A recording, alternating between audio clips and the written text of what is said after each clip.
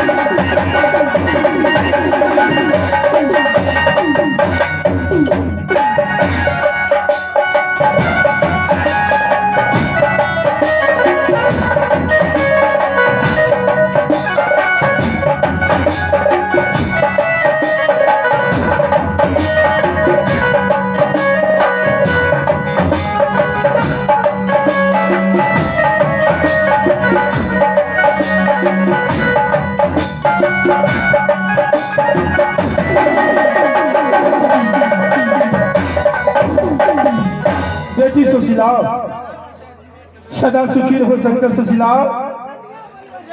मैं इसलिए बुलाया हूं, आज महेंद्रपुर राज में जो कुछ होना था वो तो हो ही गया। मुझे दिल नहीं लगता है, मैं शिकार खेलने के लिए जाना चाहता हूं। बेटी सुशीला। पिताजी, तो मां मर गई और मैं किसके सहारे, किसको देख करके मैं इस महेंद्रपुर शहर में रहूंगी? सारा बात मैं अपने मंत्री को समझा कर कह दिया हूँ। कुछ देर के लिए मैं जाता हूँ शिकार खेलने के लिए, शिकार खेल कर लौट आएंगे और इसी बीच में तुम दोनों भाई बहन को कोई चीज को दिक्कत नहीं करेंगे। मंत्री को सारे बात कह दिया हूँ। ठीक है पिताजी, अगर आप जाना चाहते हैं शिकार खेलने के लिए तो मेरे लिए वहां से एक जिंदा लालसा चिड़िया लेके आइए। तो ठीक है बेटी सुशीला, आज तुमको मां मर गई, आज तुम्हारा पिताजी जाते हैं शिकार खेलने के लिए, तुम दोनों भाई बहन को लालसा हो गया। मेरे पिताजी जाते हैं शिकार खेलने के लिए, हमें दोनों भाई बहन के लिए लाल सर चिड़िया लेते आना। पिताजी को मैं अवश्य जाओ।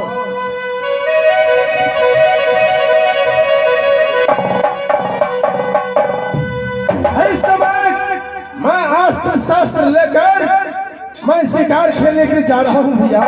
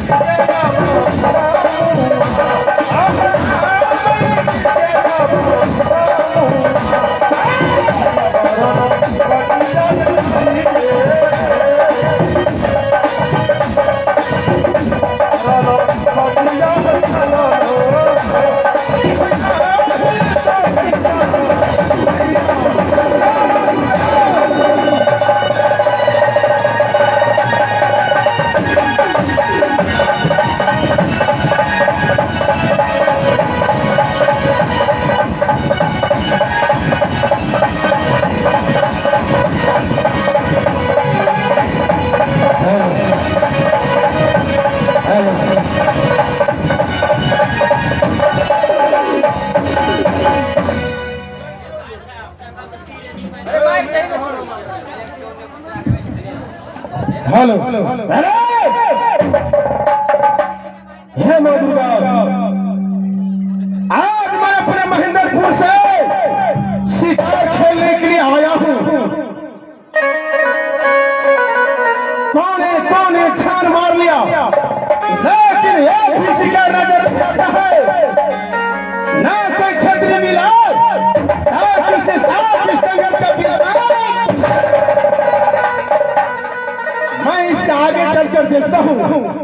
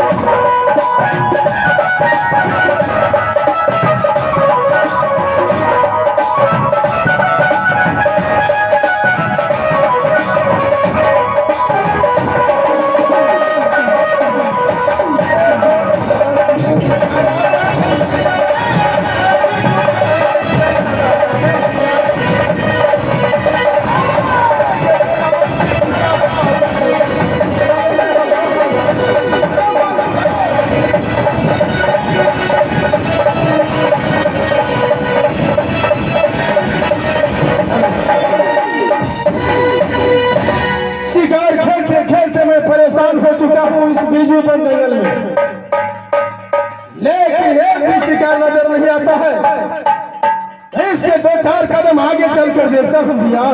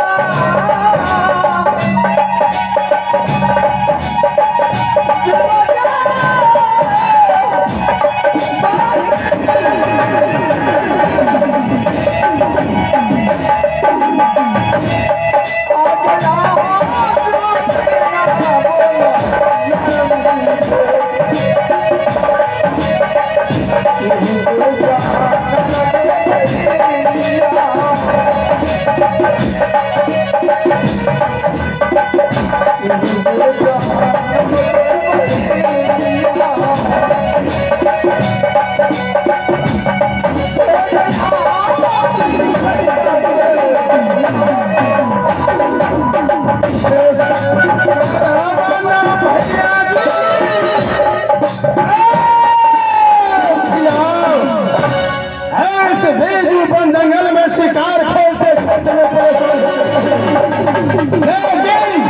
लेकिन शिकार नजर नहीं आता है और बहुत जोर मुझे प्यास लग गया।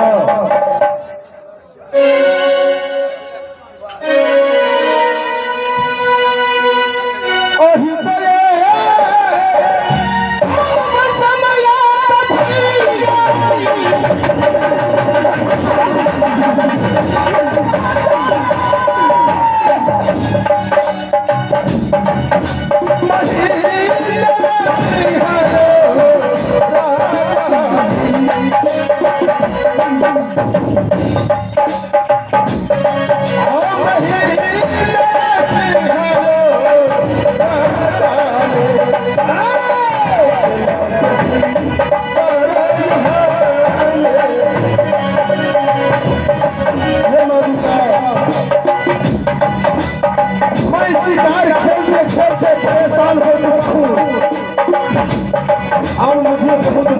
प्यास लग गया।